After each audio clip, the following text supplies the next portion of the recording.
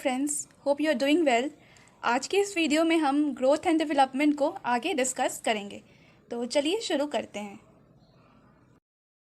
Aspects और domains of development. पहला है फिजिकल डोमेन, फिजिकल डेवलपमेंट, जो एक्सटर्नल और इंटरनल में डिवाइडेड है।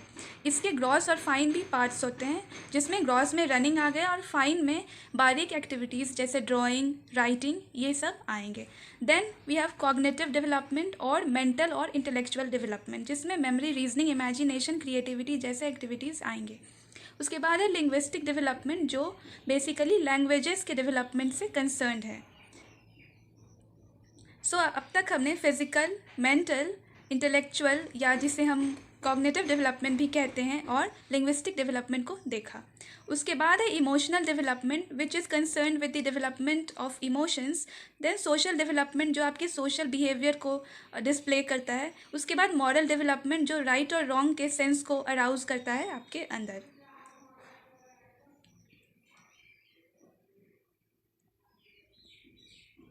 Now stages of development. पहला स्टेज है डेवलपमेंट का प्री नैटल पीरियड, जो कंसेप्शन से लेकर 9 मंथ्स तक चलता है। ये बर्थ से बिफोर होता है, जन्म से पहले का पीरियड होता है प्री नैटल पीरियड। उसके बाद है इन्फेंसी, ये जन्म से लेकर 2 साल तक की अवस्था को कहते हैं। It goes on from birth till 2 years of as.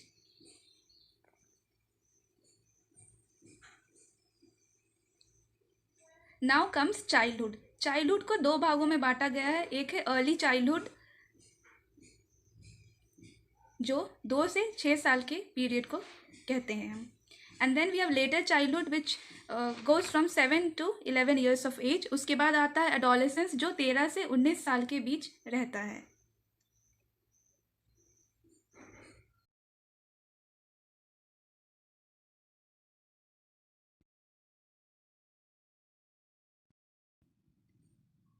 अब हम देखेंगे फैक्टर्स अफेक्टिंग डेवलपमेंट। डेवलपमेंट को कौन से ऐसे फैक्टर्स हैं जो अफेक्ट करते हैं। हमारा पहला फैक्टर है heredity, environment, second is environment, third is biology, fourth is physical factors, and on number 5 we have the concept of maturation and learning. Development actually heredity और एनवायरनमेंट का एक जॉइंट प्रोडक्ट होता है। आइए हम देखते हैं कैसे। तो हमारा पहला जो फैक्टर था हेरिडिटी, हम उसके बारे में कुछ जानते हैं।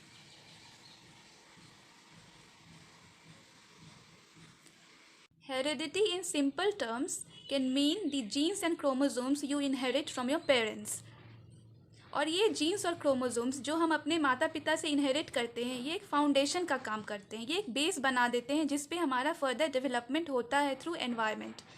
Good heredity features means less environmental pressure. अगर आपके हेरिडिटी फीचर्स अच्छे होंगे तो एनवायरनमेंट का जो प्रेशर होगा आपके डेवलपमेंट पे वो कम होगा।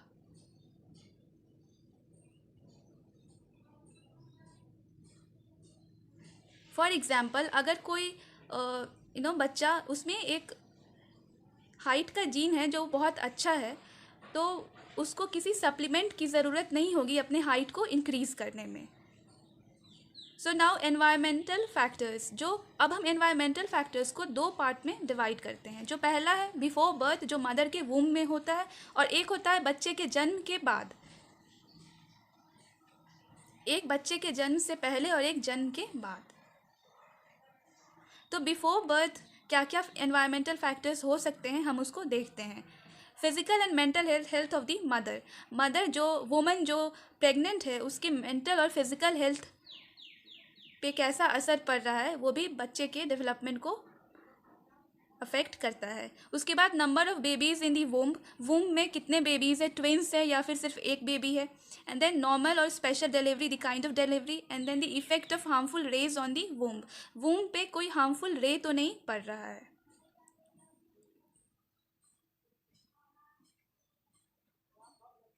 नाउ आफ्टर बर्थ, अब बर्थ के बाद कौन से ऐसे फैक्टर्स हैं जो बच्चे के डेवलपमेंट को अफेक्ट करेंगे। तो पहला है nutrition, the food which he gets to eat. उसके बाद है मेडिकल सेफ्टी,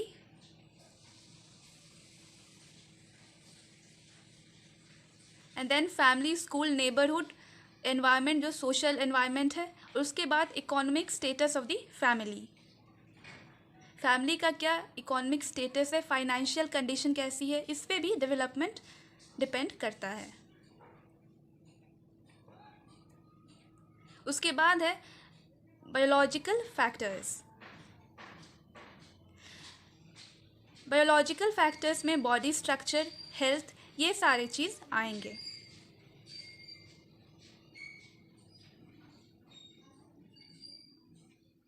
जैसे वीक बॉडी, अगर किसी का बॉडी वीक है तो ऑब्वियस है कि उसका जो मेंटल डेवलपमेंट होगा वो भी थोड़ा हिंडर करेगा, वो भी थोड़ा कम होगा।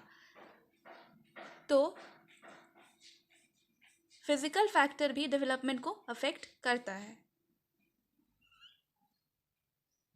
अगर हम इस बात को आगे देखें तो will get to see that हमारा जो नर्वस सिस्टम होता है वो हमारे कॉग्निटिव डेवलपमेंट को भी अफेक्ट करेगा। जैसे हमारे अगर जो नर्वस सिस्टम है वो सही से काम नहीं करेगा, देन हमारा जो ब्रेन का डेवलपमेंट होगा वो सही से नहीं हो पाएगा, और इन टर्न वो हमारे मेंटल डेवलपमेंट को अफेक्ट करेगा।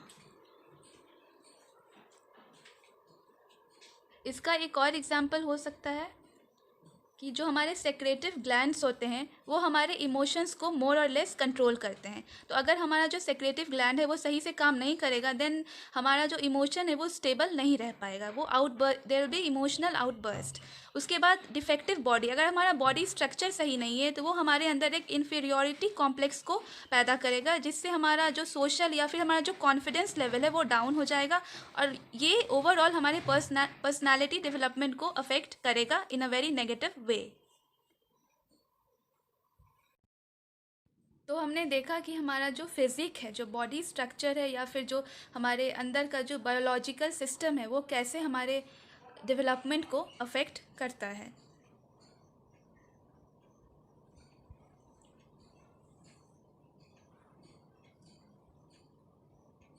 अब हम देखेंगे फिज़िकल फैक्टर्स जो डेवलपमेंट को अफेक्ट करते हैं। इसमें जो पहला आता है वो है न्यूट्रिशन, न्यूट्रिटिव डाइट। आपका डाइट कैसा है, अच्छा है या बुरा है। So according to Sorensen, a balanced diet is enemy to tiredness and friend to development. ऐसा कहा जाता है कि जो बैलेंस्ड डाइट होता है, बैलेंस्ड डाइट मीन्स उसमें आपका जो डिज़ायर्ड अमाउंट ऑफ मिनरल्स हैं, विटामिन्स हैं, वो सारे उसमें आने चाहिए। सो एक बैलेंस्ड डाइट जो होता है वो टायर्डनेस, थकावट का दुश्मन होता है और डेवलपमेंट का दोस्त होता है। सो न्यूट्रिटिव डाइट डेवलपमेंट में एक अपना अलग ही रोल प्ले करता है।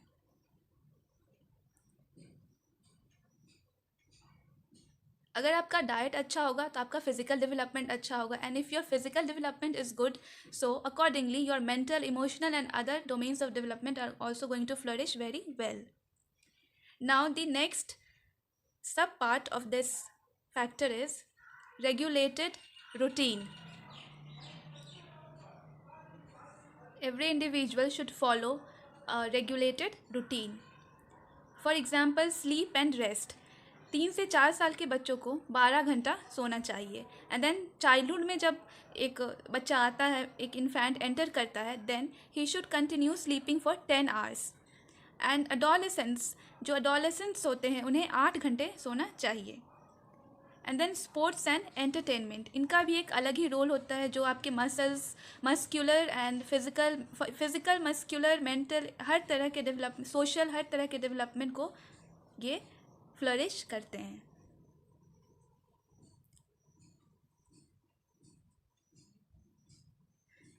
सो हमने अब तक देखा heredity, biological factors, environment, physical factors जो डेवलपमेंट को अफेक्ट करते हैं. अब हम देखेंगे कि मैच्योरेशन और लर्निंग का क्या रोल होता है डेवलपमेंट में. मैच्योरेशन मीन्स परिपक्वता. सो ये जो मैच्योरेशन है ये समवॉट हेरिडिटी से रिलेटेड है, पूरी तरह से नहीं, but somewhat it is related to heredity. और जो लर्निंग है ये एनवायरनमेंट से कनेक्टेड होता है. सो यहाँ पे भी हेरिडिटी और एनवायरनमेंट अपना अपना रोल प्ले करते हैं. लेकिन जब एक इंसान मच्योर होता है तभी वो कुछ सीख पाता है, और जब सीख पाएगा तभी मच्योर होगा। तो ये आपस में इंटरडिपेंडेंट हैं, और ये दोनों मिलकर कुछ ना कुछ चेंजेस ज़रूर लाएंगे, और ये जो चेंजेस आएंगे वो डेवलपमेंट को फ्लरिश करेंगे, वो डेवलपमेंट को अशर इन करेंगे एक इंसान के पर्सनालिटी में। सो मच्योरेशन और लर्निंग, इंसान कब मच्योर्ड होता है वो हेरिडिटी पे डिपेंड करता है, इंसान कितना सीखता है वो कुछ हद तक एनवायरनमेंट पे डिपेंड करता है, और ये दोनों मिलकर कुछ चेंजेस लाते हैं जो ओवरऑल डेवलपमेंट को लाते हैं।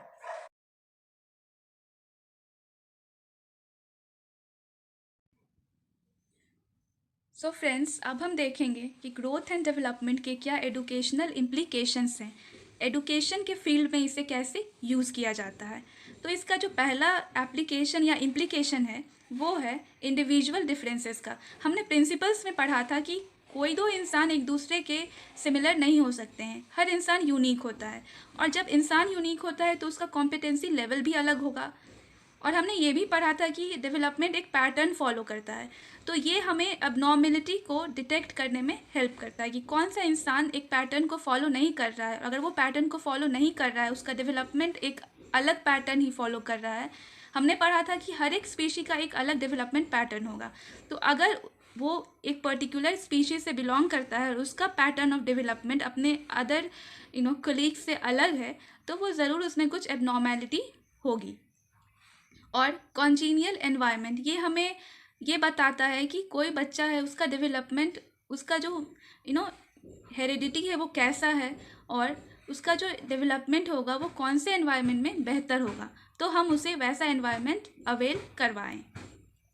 सो फ्रेंड्स, यहाँ पे हमारा ग्रोथ एंड डेवलपमेंट का जो टॉपिक था वो ऑलमोस्ट कंप्लीट हो चुका है। And please let me know in the comment section how did you like this, and also let me know that if I have missed out something in this video. We will be covering that in the next video.